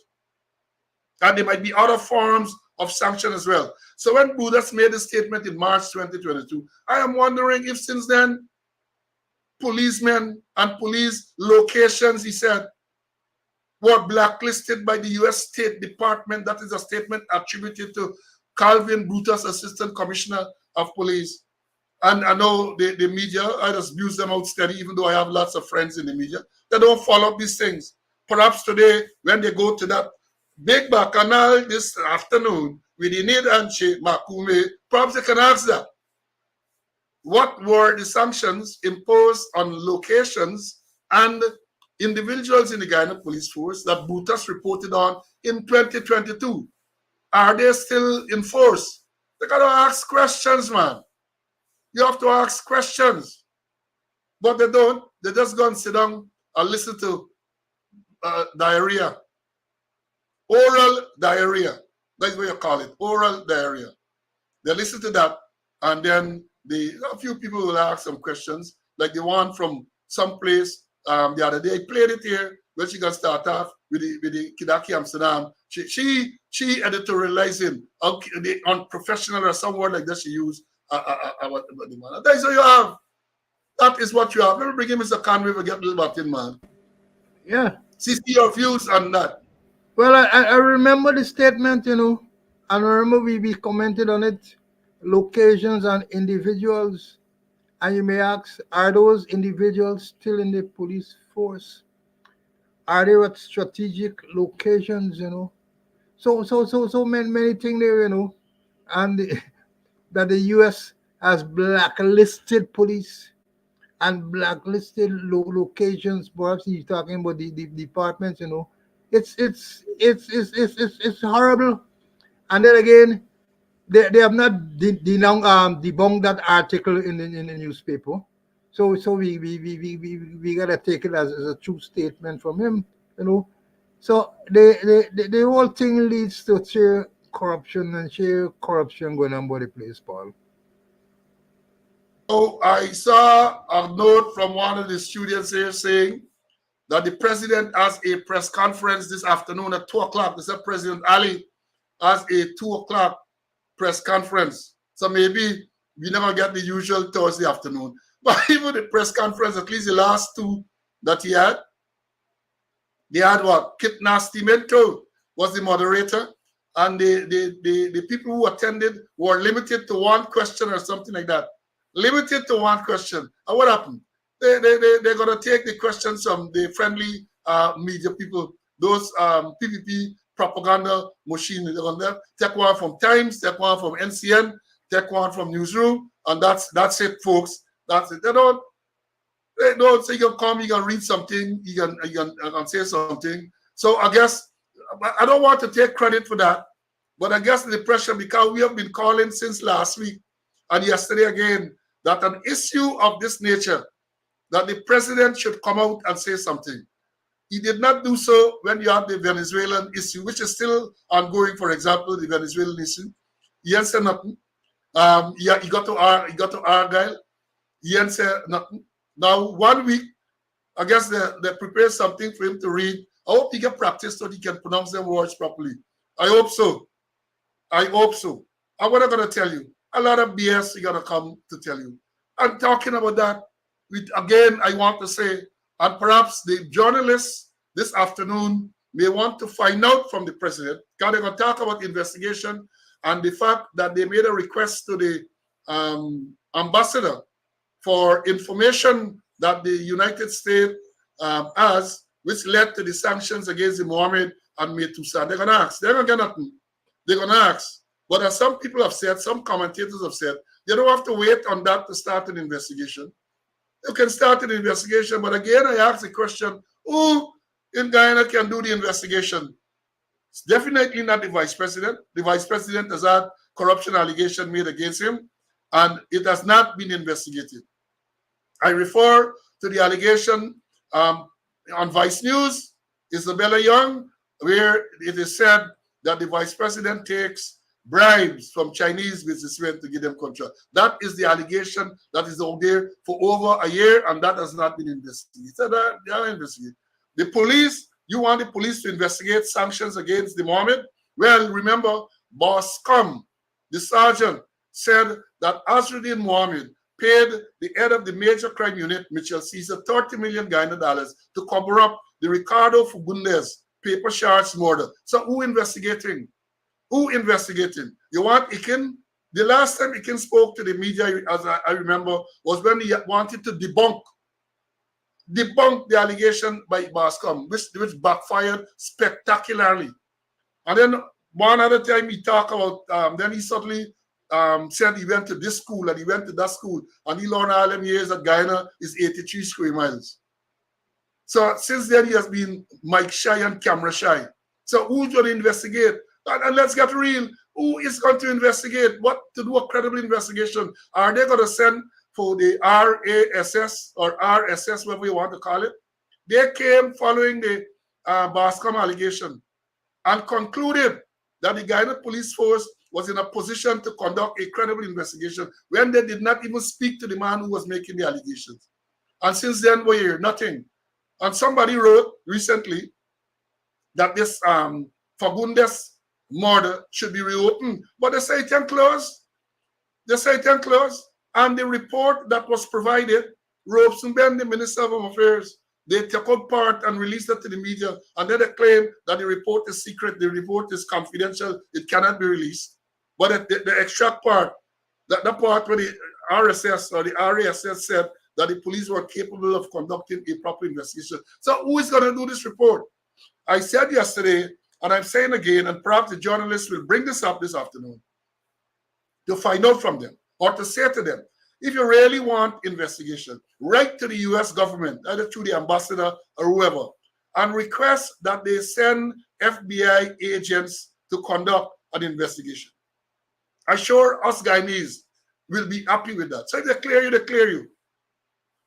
Ask the FBI to come. Request the US government to send. If you don't want the FBI, request the UK to send Scotland Yard. Because if you really want an investigation, a credible investigation, you have credible agencies conduct the investigation. Or you say, oh, we're going to investigate. You talk about GRA. GRA has been named as part of this whole, what do you call it, this whole meche, as we would say, all this whole corrupting. People say the Guyana Revenue Authority is involved. That is the reality, so you can't ask these people to investigate. You cannot. So again, I would wish that at the of this press conference this afternoon, that these issues are raised so we can get some clarity on it. Let me bring in Mr. Conway, and I got a tape I want to play for you all. Mr. Conway? Well, we looking forward to hearing what will come out of the press conference this afternoon. And if we're talking about investigation, even if they investigate here, Paul, or even other people come out and investigate, we might end up with another Taylor-Ross report. We're going to hear that the thing is confidential. Remember, the president had said that the report must be made available to the public. And Robeson Ben said, no, it's confidential. It is confidential, and he did not release anything. So we really can't trust them with anything, you know. It just cover up and cover up and cover up. But let's wait and let's hear what will be said this afternoon. Let me hope something sensible is said. Now, I'm going to move on to something else. We're talking about, you know, as I've said, the U.S. ambassador talked about a preponderance of evidence. Allegations of corruption have been going around for the longest while. The government position has always been, we want the evidence. They ain't going to look for the evidence. I remember when you had the rape and bug allegation against Nigel Darmlad. The president said they are awaiting the evidence. And I had to write a letter in the media to tell the president and the Guyanese public that is not the way it works. Once an allegation is made, you have to do an investigation to unearth the evidence. You can have an allegation made and then you waiting for the evidence before you do what you got to do. You don't work that way. Check back. I wrote a letter in the media. So they sit back and they're waiting for evidence to be presented to them. But let me show you some of the evidence about corruption that was revealed not so long ago. You know, let me show you first, and then we're gonna talk about it at the other end. Listen to this carefully. Businessman Barry Dataram, who is before the courts on a major drug trafficking charge, is clearing his mind through his throat in an exclusive interview with HGP Nightly News. Dataram wants the Customs Anti-Narcotics Unit CANU investigated, alleging that the same CANU returns drugs seized from drug lords back on the streets. Operation CANU, them is the most corrupted, rogue security force in this country. They're the biggest drug dealer this country have. The same drugs that they seize, half of it goes back in the street. How you know this? Because they sell it to my friends, them. And I got friends and they know these things, you know what I mean? I know. Dataram says he knows the operations of CANU inside out and is crying foul since he alleges that the very corrupt officers appear in court to offer evidence against persons charged for drug trafficking. He made reference to the recent cocaine bust at his Diamond home, alleging that proceeds from that bust are already back on the streets. They putting it back on the street. The same one they find where they claim they done up on the street already. I show about 30 or 40% up on the road. Yeah. And now this is the same people them going and testify against me in court. Dataram, though, is not running from the fact that he too deals with cocaine. Authorities have long accused you of being a drug lord. Yeah. Are you a drug lord? Yeah, I do drugs. I won't say that. I won't say a lie. I never been convicted or nothing. They've never caught you with anything really? No. But I know what's going on with the streets. I know what's going on with CANU. For them is me enemy. And I got to know what is going on with, just like how they got things on me, just like that I got things on them too. And all these things I keep on safe. Guyana and the United States in December of 2015 agreed that anti-narcotics agents would undergo lie detection tests and other advanced screening methods over the next 5 years, now that the Drug Enforcement Administration, DEA, has established a permanent presence in Guyana. During the tenure of former President Barra Jagdeo, some Customs Anti-Narcotics Unit employees had failed their polygraph tests, and it was Mr. Jagdeo who was quoted as saying that his government would have terminated their services, and added that his administration had been prepared for any ensuing legal battle. Some of those officers are still on the job. They got to do this, the testing, what they do, the lie detector test, they got to run it back on them. They gotta investigate these people. Dataram says he challenges any CANU official to take him up on the allegations leveled, since according to Dataram, the evidence is deep. Travis Chase, HGP Nightly News. This is not something recent, as you would have recognized.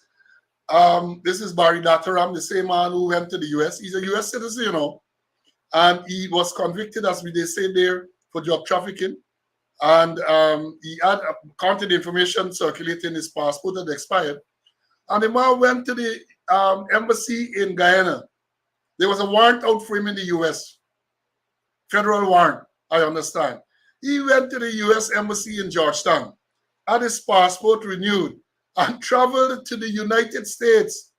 On his arrival, of course, he was picked up by the feds, and this is a man who recently was sentenced to time served.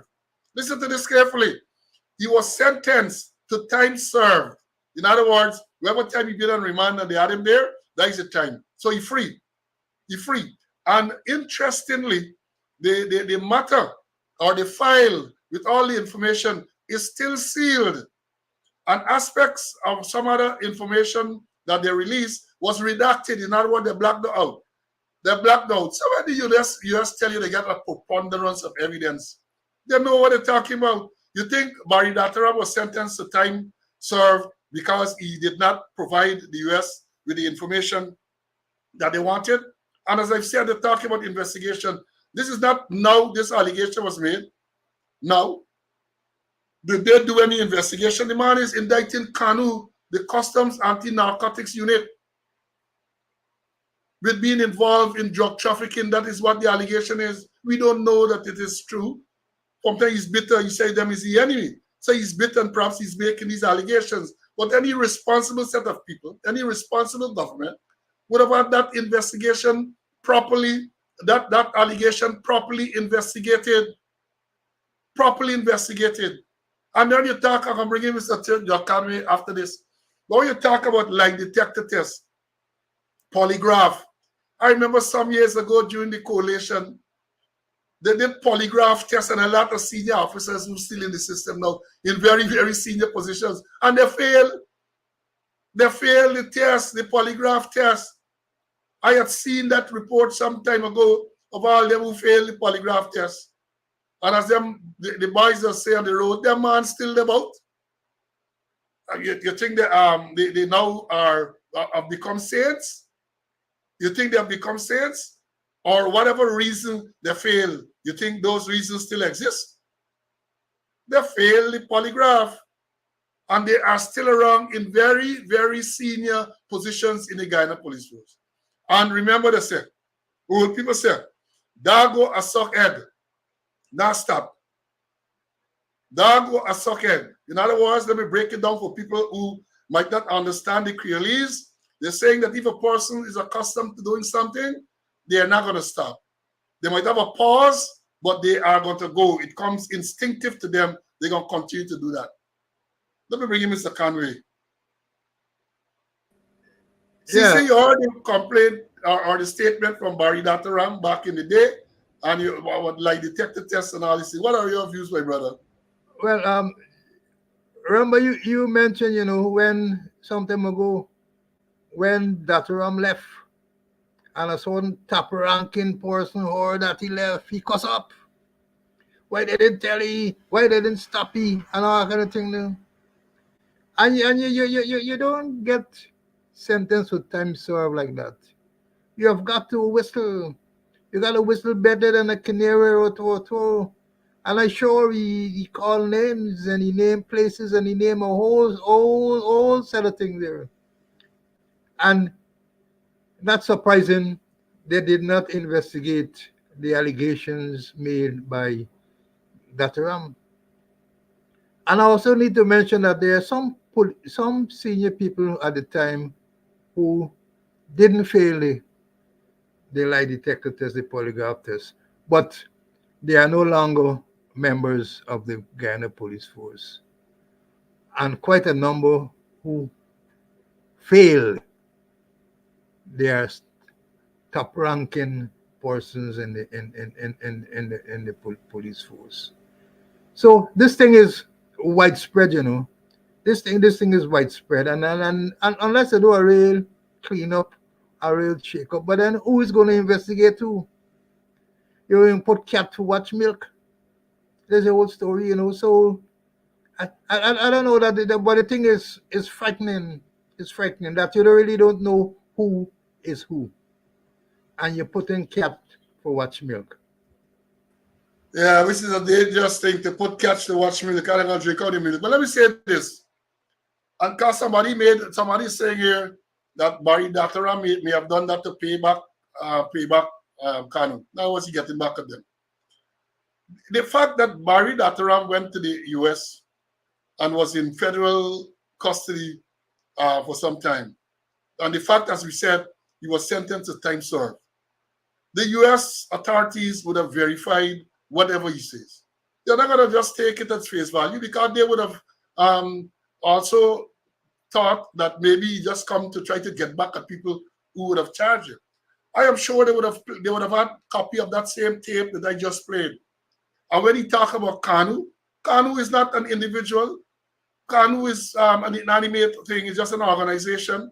And therefore, they would have asked him specific question, I'm sure. Who in CANU? Name names. I am sure they would have done that. And here, let me tell you, as far as I know, how these people operate. They do their independent investigation.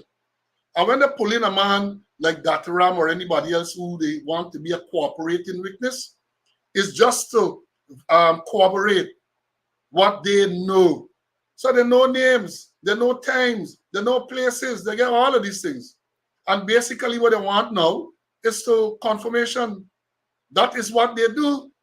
They're not going to give you any deal. And this deal seems to have been a sweetheart deal where they might get time served just like that.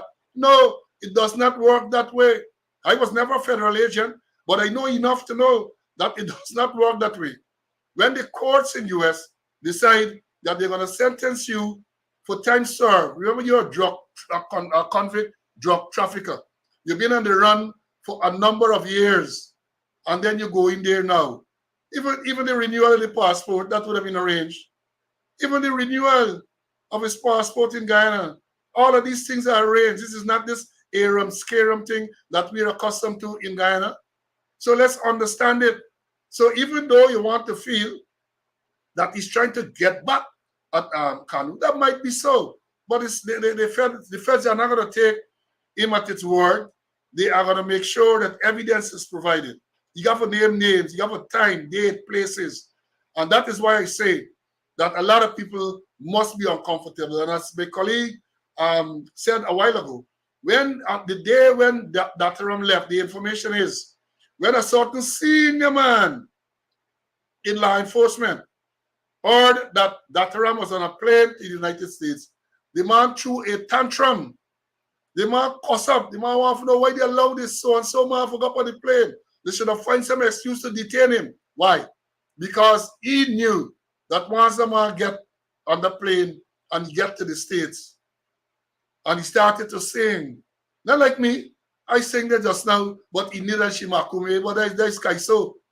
But the man gonna sing all them tunes they want to hear. All. You're gonna sing soca, you're gonna sing soul, you're gonna sing the blues, you're gonna sing all sort of genre. The man is going to get involved. Cooperation, cooperation, cooperation. Yes, the light one, that is the word. So that is a puzzle. So all the pieces would have been fixed. Somebody here, the US come now and they, according to the ambassador, it's a 2.5 years investigation. Barry, all the information from Barry Dr. Ram, all the information from May Thomas, cell phone, Caesar, cell phone, all the information. Remember, I warned them. I said, Caesar come to report to you, like come in, he booked her, he brief, he speed up. Don't take chances. Don't do like the man who get Lamborghini sees for all them months and then proudly collect the Lamborghini. I ain't saying that nothing dying there, but I know the possibilities. I know the possibilities. I ain't saying Caesar gonna be wired, but as a caution man, as a trained man, I would have made sure he came to me as I described. That cut your hair, shave your head. Speedo, no shoes on. That is the way you have to report. And once you report for the first time, I want to see you back. I don't want to see you back when you report for the first time when you provide whatever information you have to provide. Go and get out of the place. Get out of the place. Now, I have one more thing to read before I'll be talking about corruption. We're talking about conflict of interest and all of these things. Because that is what is rife in this system. Police officers going into mining arrangement, senior police officers involved in buying land, prime estate, senior police officers laundering money, and all of these things are going on. All ministers of the government. My information is almost every single big deal and contract and all of these things, somebody, some government official, friends, family, favorite, get it on. There is some director or somebody in the thing. And this here, let me read this one for you as time is running out from us. Again, conflict of interest. This is Stabrook News, June 19, 2022. And it says, query on ministers tied to company results in cop visiting Stabrook News. And it says here that an inquiry by Sunday Stabrook administrator in the Ministry of Public Works, Deodat Indar's connection to a company, saw him accusing the newspaper of being in possession of stolen documents, leading to a visit by the police. Indar told the reporter last Tuesday that he would make contact with the company, Western Logistics Guyana Inc., and that the police would visit the newspaper to find out where it got the document from. It goes on to say, 2 detectives from the CID division at the Brigdam police station later visited Stabrook News on Thursday in relation to the documents, and they were spoken to by the editor-in-chief of the newspaper, Anand Prasad. In an invited comment, Prasad said Minister Indar's assertion about stolen documents was outrageous, and his instigating of the dispatch of the police detectives to the newspaper had to be seen as an act of intimidation aimed at interfering with the legitimate work of the newspaper. Prasad said that the minister's conduct signaled that he does have an ongoing relationship with the company, and this was what the newspaper visited his office to question him about. Prasad said that it is that as is routinely does, Stabrook News or the newspaper sourced the document from the deeds registry and paid the requisite fees. He said that the registry stamp was clearly visible on the document if Indar had interest in establishing its provenance. Furthermore, Pusat said that Indar should be fully aware that public officials like him have to be answerable to matters connected to the Code of Conduct annexed to the Integrity Commission Act. Pusat said he advised the two detectives that their visit had been initiated based on an outrageous allegation by Indar that the newspaper was in possession of stolen documents. Pusat later spoke to the superior of the detectives and said that a statement would be provided by the reporter averring that the documents were obtained from the deeds registry.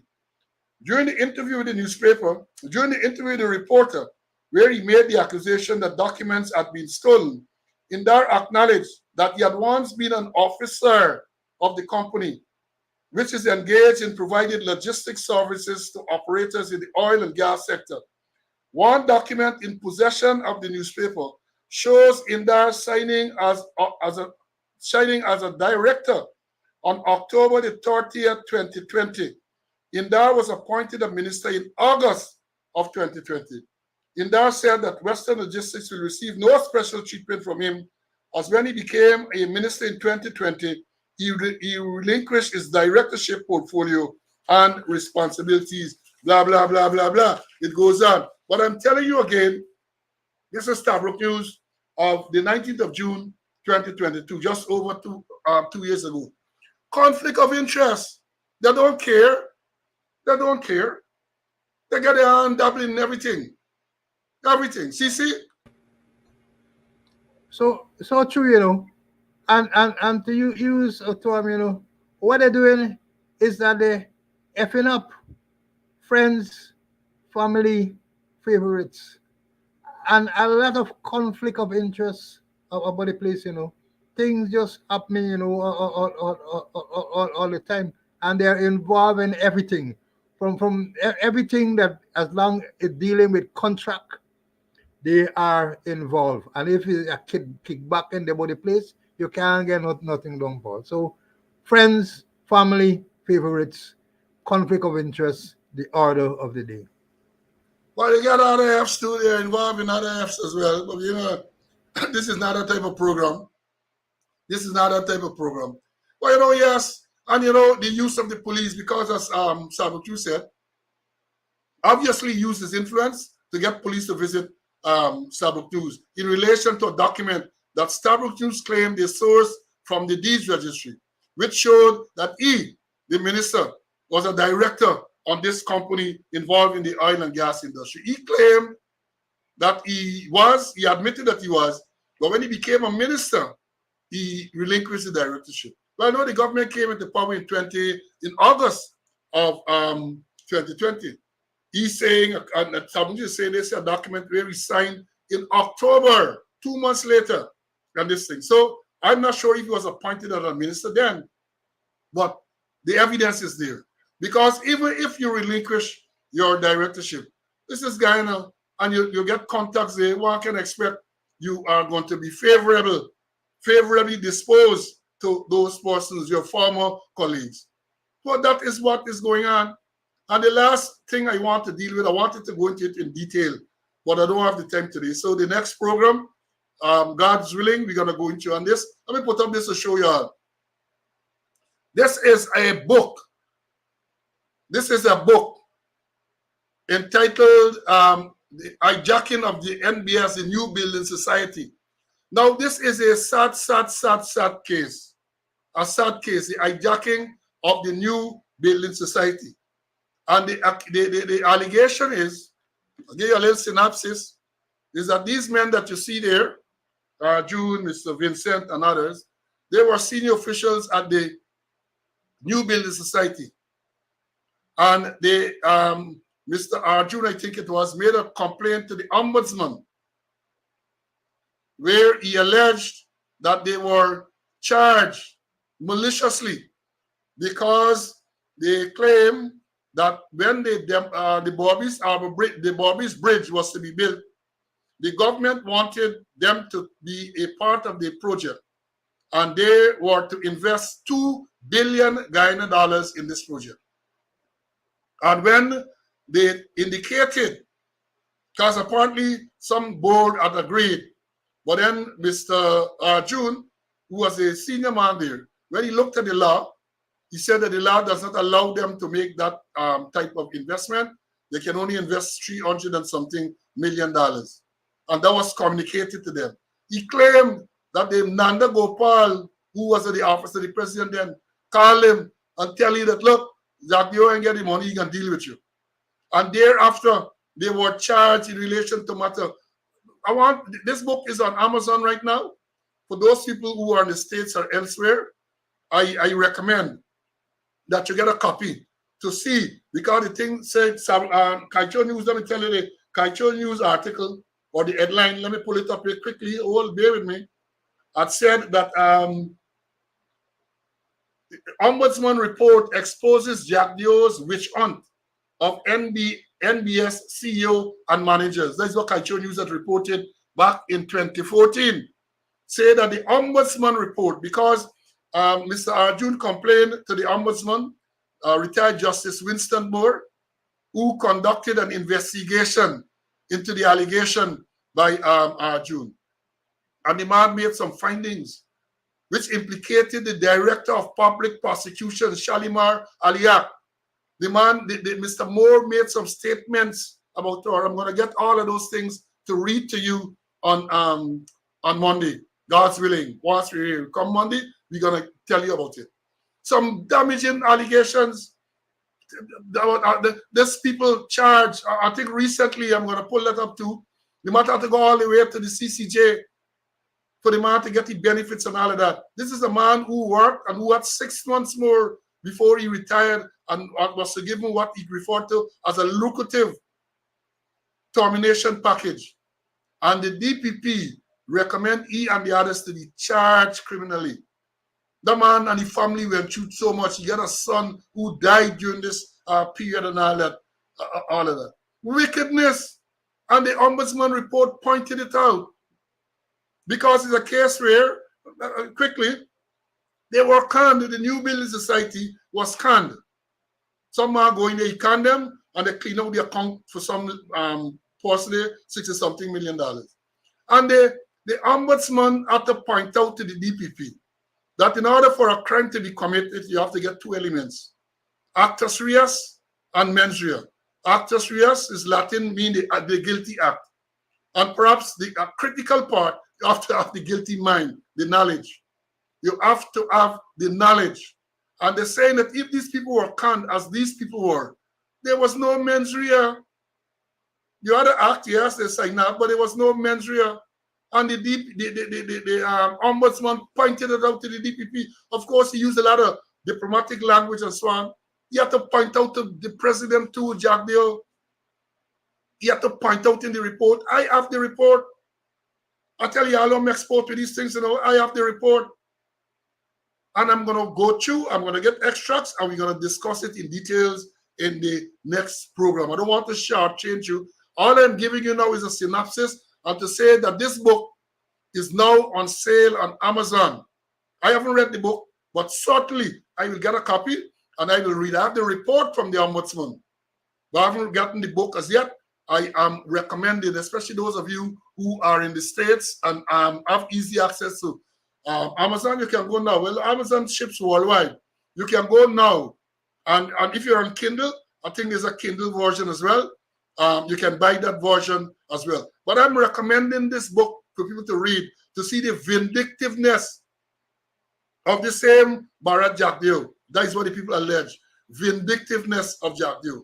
And the complicit nature of the DPP, forcing the Ombudsman, Justice Winston Moore, to call her out, and to say, how can you, he peruse the file, how can you recommend the charge in these circumstances? These men were conned, and so therefore you can't prove that they had knowledge, the guilty knowledge. But we're going to come to it. Let me allow CC an opportunity to close and comment on it, and then we're going to close off. CC? All right. Well, I haven't really read the book. Well, I think some time ago I had a copy of the Ombudsman report. I have to refresh myself on it. But just in closing, you know, remember we mentioned about police accepting donation. We talk about the computers and the printer, and we query whether or not those computers were bugged. And then we mentioned about that fancy vehicle that came through Miami that the Fed had seized, and whether they had fancy gadgets with it. But then I remember when they had the fiasco at Ashman's building, and subsequently Jagdeo said he overheard certain conversation by the then commander. But then investigation, information came to light, evidence came to light that some amazing thing happened. You know, police were issued with what we call bantam set and radio sets, police officers.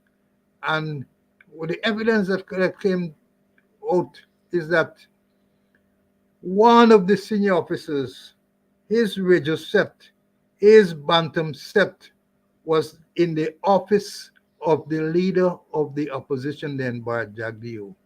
And another one, his radio set was in Freedom House during all of that was going on there. So the persons could have overheard all the conversation that went on. And they didn't stop there. They were rewarded for what they did. Because shortly after the new government came into place, those men were placed in strategic position in the Guyana police force, and they are still there. So all kind of things will happen, you know, and will continue to happen, Paul. Yeah, let me say, as we close today, again, I want to compliment you students for your attendance. Hundreds and, thousands on Facebook and YouTube, a combination. And you know, yesterday's program, when I looked this morning on YouTube, yesterday's program got thousands and thousands of people who perhaps did not watch live, but went on YouTube and watched. And that is the thing that we have. That is the thing. People want to hear credible information. We don't care. They have done everything. They tried to disrupt the program. ERC now writing, but we're going to bring the information to you. We are going to bring the information. As I've said, this is our June issue with the Ombudsman report. We are going to deal with it on the next program, God's willing. We plan to come again on Monday and see you then. Again, thanks for your overwhelming support, the interest shown, and the fact that this program has been growing exponentially. Everywhere you go, people tell you that they look at it and they learn and they get information that they don't get from other sources. So folks, until we meet again, God's willing, next Monday, stay well. Bye.